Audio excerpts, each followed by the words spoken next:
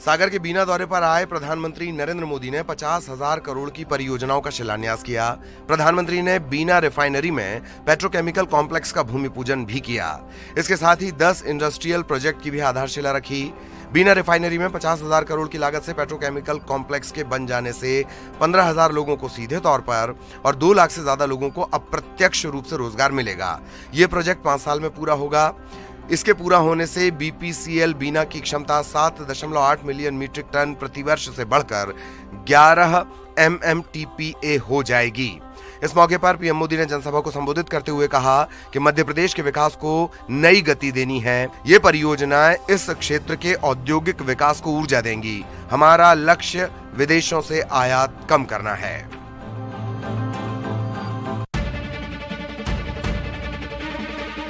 जबलपुर के भेड़ाघाट इलाके में एक दर्दनाक घटना सामने आई। हादसे का सीसीटीवी सामने आया है। सड़क दुर्घटना में पति पत्नी सहित 4 साल के मासूम की मौत हो गई। कार सवार परिवार जबलपुर से अपने गांव लौट रहा था, तभी कार अनियंत्रित होकर पुलिया से टकराई। सूचना पर पहुंची पुलिस घायलों को लेकर अस्पताल पहुंची, लेकिन तब तक तीनों ने दम तोड़ दिया था। जबलपुर से गांव सुंदरा देही जा रहा था ये परिवार। थाना भेड़ाघाट के अंतर्गत सहजपुर नेशनल हाईवे के पास ये घटना घटी।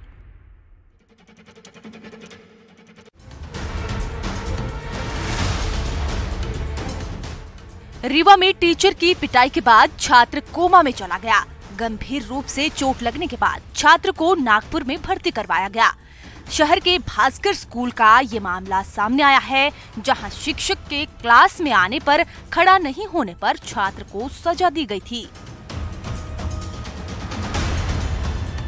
म्यूजिक टीचर पर छात्र के साथ बर्बरता करने का आरोप लग रहा है। परिजन की शिकायत पर टीचर पर मामला दर्ज कर लिया गया है। वहीं आरोपी टीचर फरार है। पुलिस पूरे मामले की जांच में जुटी है।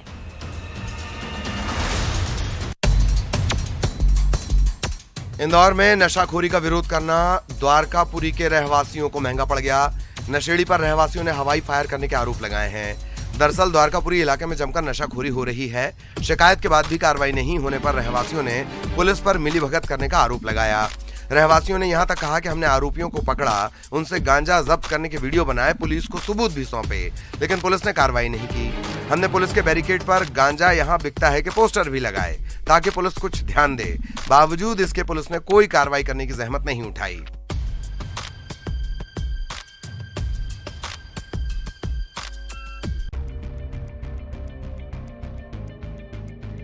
इंदौर में कभी चोर तो कभी बदमाश बेखौफ हो गए। एक प्रॉपर्टी डीलर को बदमाशों ने गोली मार दी। बताया जा रहा है कि बदमाशों से प्रॉपर्टी डीलर का कोई पुराना विवाद था। इसके चलते इस घटना को अंजाम दिया गया। बाणगंगा पुलिस ने पीड़ित को अस्पताल पहुंचाया। प्रॉपर्टी डीलर को कमर के नीचे गोली लगी, दूसरी जांघ में भी लगी है। फिलहाल घायल की स्थिति बेहतर बताई जा रही है। बाणगंगा थाना प्रभारी ने बताया कि एमरल्ड सिटी के पास से इलाके में रहने वाले सुमेर और महेंद्र द्विवेदी से डीलर से पुराना विवाद चल रहा है। इस पर दोनों ही पक्ष आमने सामने हो गए।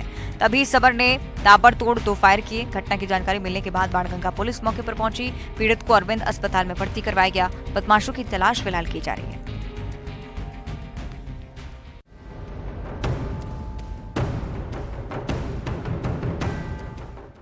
इंदौर में पुलिस ने सीसीटीवी की मदद से स्टूडेंट से मोबाइल लूट की घटना को अंजाम देने वाले आरोपियों को गिरफ्तार किया है।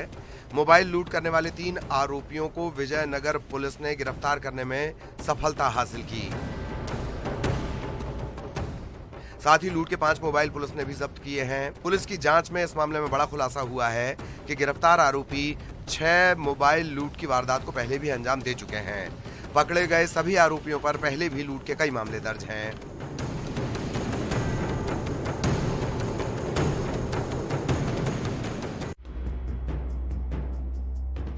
इंदौर में बारिश का दौर थमने के साथ ही मौसमी बीमारियों का प्रकोप बढ़ गया है। बीते 24 घंटों में जिले में 4 और लोग डेंगू पॉजिटिव पाए गए हैं। इसी के साथ शहर में डेंगू संक्रमण के कुल मामलों की संख्या बढ़कर अब 122 हो गई है। मिनी मुंबई में सबसे ज्यादा मरीज भंवरकुआं, गोयल नगर, इंद्रपुरी और मंगल नगर में मिले हैं। इसे लेकर अब स्वास्थ्य विभाग अलर्ट मोड पर है। मरीजों में एक बच्चा भी डेंगू संक्रमित पाया गया है।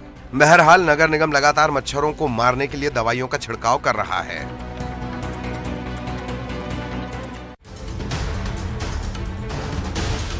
छतरपुर में यात्री बस से अचानक धुआं निकलने से हड़कंप मच गया। बस में हर तरफ से धुआं निकलने लगा। बस में सवार यात्री बस छोड़कर भाग खड़े हुए। छतरपुर से गौरीहार जा रही बस यात्रियों से खचाखच भरी थी, तभी इस बस में धुआं निकलने लगा। हादसे में जानमाल के नुकसान की कोई खबर नहीं है। ये घटना महाराजपुर बस स्टैंड की है।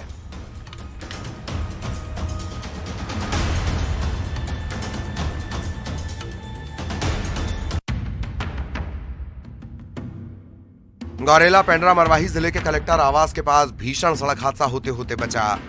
कोयले से भरा ट्रक कलेक्टर निवास पर घुसते घुसते बचा। इस हादसे में ट्रक ड्राइवर को मामूली चोट आई है। दरअसल कलेक्टर निवास की दीवार के पहले पेड़ से टकरा कर ट्रक रुक गया, जिससे बड़ा हादसा टल गया। बताया जा रहा है कि सड़कों पर घूम रही गाय को बचाने के दौरान ट्रक बेकाबू हो गया। इसी दौरान ट्रक अधिकारियों के निवास की ओर जाने लगा, लेकिन गनीमत ये रही कि ट्रक पेड़ से टकरा कर रुक गया। कोयले से भरा ये ट्रक कोरबा से MB पावर जैतहरी जा रहा था।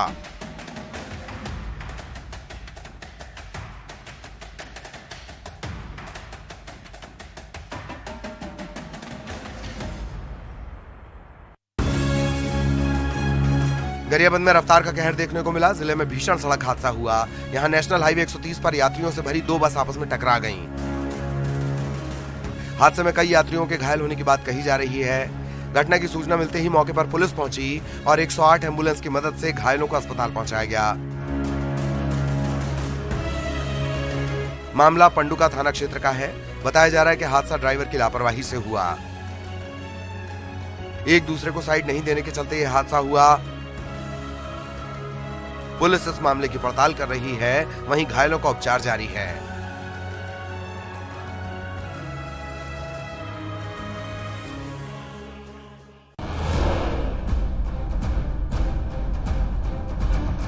नरसिंहपुर में महिलाओं से मारपीट की शर्मनाक घटना सामने आई है। जिले के पलोहा थाने के भटेरा गांव में महिलाओं से मारपीट किए जाने का वीडियो सामने आया। इसमें आरोप लग रहा है कि पुरानी रंजिश को लेकर शुरू हुए विवाद में सरपंच राजू लोधी के साथ 4 लोगों ने लाठी डंडों से जमकर पिटाई की। सभी 5 आरोपियों के खिलाफ पलोहा थाने में केस दर्ज हुआ है, जिसमें पीड़ितों ने जेल के पुलिस अधीक्षक से आरोपियों की गिरफ्तारी की मांग की है। बताया ये भी जा रहा है कि मारपीट का वायरल वीडियो 2 हफ्ते पुराना है। वीडियो के आधार पर पुलिस मामले की जांच कर रही है।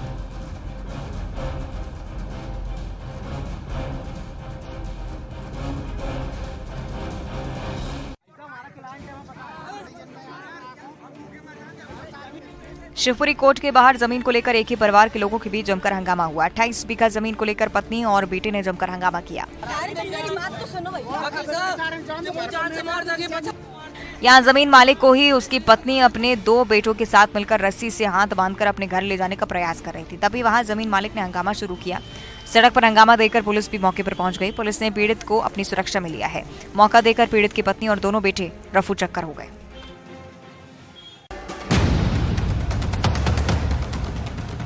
विधानसभा चुनाव में हिंसा फैलाने के लिए अवैध हथियारों की खरीद फरोख्त तो शुरू कर दी गई है। इन्हीं हथियारों के दम पर रसूखदार चुनाव को प्रभावित करने की कोशिश करते दिखे।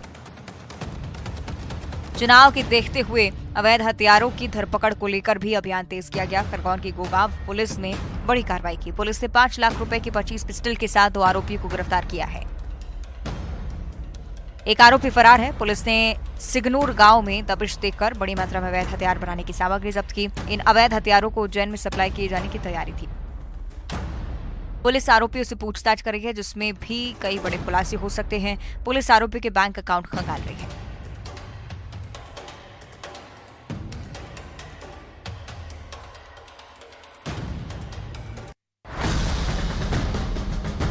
हरदा में वन भूमि पर अवैध कब्जे की नियत से आदिवासियों ने सैकड़ों पेड़ काट डाले। हंडिया रेंज की झल्लार बीट में वन भूमि पर अवैध कब्जा करने की नियत से आदिवासी ग्रामीणों ने सैकड़ों पेड़ों पर कुल्हाड़ी चला दी। इस मामले की खबर जैसे ही मिली, वन विभाग की टीम मौके पर पहुंची, ग्रामीणों को खदेड़ दिया। लेकिन जैसे ही वनकर्मी यहां से हटे, एक बार फिर से पेड़ काटने शुरू हो गए। इसके बाद एक बार फिर वनकर्मियों ने ग्रामीणों को हटाते हुए चेतावनी दी। दरअसल ये हालात यहीं बीते दिनों 3 दिनों से ही बने हुए हैं। जिसके बाद अब हालात को संभालने के लिए गांव में फ्लैग मार्च निकाला गया। बता दें कि जल्लार, रेशलपुर बीट और सैकड़ों की संख्या में कीमती पेड़ों को काटा गया। वन विभाग के अधिकारियों का कहना है कि मामले की खबर उच्च स्तर के अधिकारियों को भी दे दी गई है। छत्तीसगढ़ का सबसे लोकप्रिय त्योहार पोला त्योहार धूमधाम से मन रहा है। पोला त्योहार पर लोग बैलों और गायों की पूजा करते नजर आए। आज के दिन बच्चे मिट्टी के बने बैल और गायों के खिलौने से खेलते हैं। पोला त्योहार पर गौठानों में कई कार्यक्रमों का आयोजन किया गया। पोला त्योहार के लिए बाजार भी सजे रहे। मिट्टी के बैल, पोरा और चक्कियां खूब बिकी। भादों की अमावस्या को मनाया जाने वाला ये त्योहार निंदाई गोड़ाई पूरा होने के साथ फसलों के बढ़ने की खुशी में मनाया जाता है। बाजार में कुम्हार कई प्रकार के खिलौने लेकर पहुंचे। पोला त्योहार पर मिट्टी से बने बैल की भी पूजा की जाती है। मिट्टी से बने बैल के साथ साथ पोला जाता के खिलौने की भी पूजा होती है। पोला पर्व पर किसान अपने बैलों को नहला धुलाकर सजा संवार कर पूजा अर्चना करते हैं। उसके बाद गांव के बाहर मैदान में लाते हैं जहां बैलों की दौड़ होती है। वहीं पोला त्योहार पर घरों में ठेठरी, खुरमी, गुड़ चीला, गुलगुल भजिया जैसे पकवान तैयार किए जाते हैं।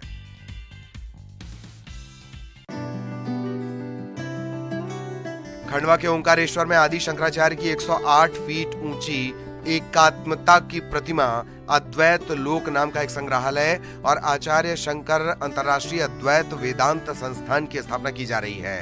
ये 108 फीट ऊंची बहुधातु की प्रतिमा है जिसमें आदि शंकराचार्य जी बाल स्वरूप में हैं। एकात्म धाम में शंकराचार्य की 108 फीट ऊंची बहुधातु प्रतिमा अब नजर आने लगी है।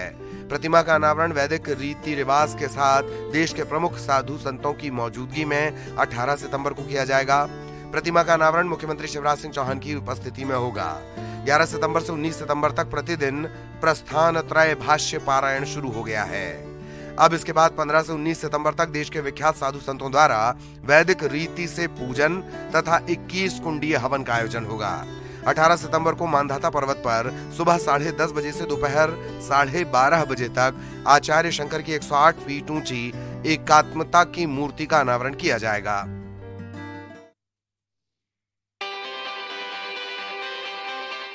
छत्तीसगढ़ में गणपति उत्सव की तैयारियों को अंतिम रूप दिया जा रहा है। प्रदेश में अलग अलग थीम पर बप्पा की प्रतिमाएं बनाई जा रही हैं। नवा रायपुर के मूर्तिकार पीलूराम साहू ने मिट्टी के अलावा हरित उपज का प्रयोग किया है। मूर्तिकार ने इस प्राकृतिक प्रतिमा में चना, मूंग, उड़द, धान, गेहूं और सरसों के बीजों का उपयोग किया है। धान और गेहूं से शरीर बनाया गया है तो धोती मूंग और उड़द से बनाई गई है। हार में मूंग और सरसों लगा है। पीलूराम बताते हैं कि उनको बचपन से ही कुछ अलग करने की चाह है। मूर्तिकार ने 4-5 साल पहले इस प्रतिमा को बनाने का विचार किया था और 1 महीने पहले ही ये मूर्ति तैयार की गई है।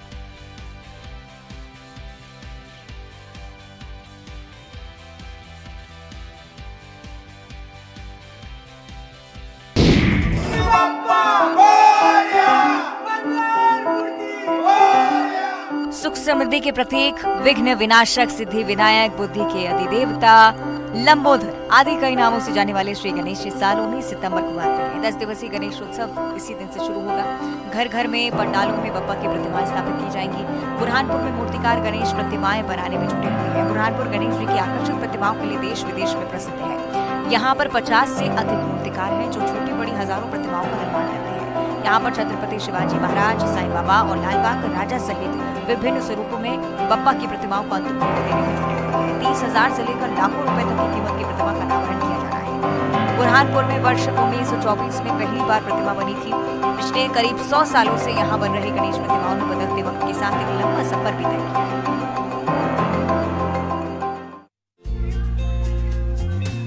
रामगढ़ जिले में महिलाओं और लड़कियों को DMFT फंड की राशि से हुनरमंद बनाकर आर्थिक रूप से आत्मनिर्भर और सशक्त बनाया जा रहा है। 1 करोड़ 86 लाख की लागत से गारमेंट फैक्ट्री और ट्रेनिंग सेंटर खोले गए हैं, जिसमें लगभग 300 महिलाओं और लड़कियों को अत्याधुनिक तरीके से 6 महीने की ट्रेनिंग दी जा रही है। इसके तहत कपड़े की सिलाई, कढ़ाई, डिजाइनिंग और कटिंग आधुनिक तरीके से सिखाई जा रही है। जो ज़रूरत है उस हिसाब से सिखाएंगे हम, ताकि ये कल को अपना अगर बिजनेस शुरू करना चाहे कपड़ों का, या वो यहाँ काम करना चाहे या किसी भी मैन्युफैक्चरिंग यूनिट में काम करना चाहे तो वो उस हिसाब से सक्षम बन सके। तो इस हिसाब से हम इनको ट्रेनिंग दे रहे हैं। ट्रेनिंग के बाद इसी गारमेंट फैक्ट्री में महिलाओं को जॉब भी दिया जाएगा। ट्रेनिंग के लिए लगभग 50 अत्याधुनिक और उच्च तकनीक की सिलाई मशीन, कंप्यूटर और दूसरी अन्य मशीनें यहाँ पर लगाई गई हैं। यहाँ बने नए डिजाइन के आकर्षक कपड़े को स्थानीय बाजार समेत देश के दूसरे शहरों में बेचा जाएगा। धनबाद के ITI ISM में आयोजित झारखंड स्कूल इनोवेशन चैलेंज 2023 में 3 छात्राओं ने मिलकर एक ऐसा आइडिया विकसित किया है जिससे न सिर्फ संकीर्ण गलियों में स्थित आग बुझाई जा सकती है बल्कि सेना के जवानों को मदद पहुंचाने में भी काफी कारगर साबित होगा। इन छात्रों ने फायर फाइटर ड्रोन बनाया है। ड्रोन की मदद से ऐसे स्थान जहाँ अग्निशमन की गाड़ियाँ नहीं पहुँच पाती है उन स्थानों पर पहुँच आग बुझाने का काम करेगी। आर्मी जो कैंप रहते हैं वो बहुत अभी उतना एडवांस होते जा रहा है फ्यूचर में, बट अभी भी उतना सिस्टम नहीं लगा हुआ है कि कहीं पे उसको स्टेबलिश कर सकते हैं और उसे चला सकते हैं।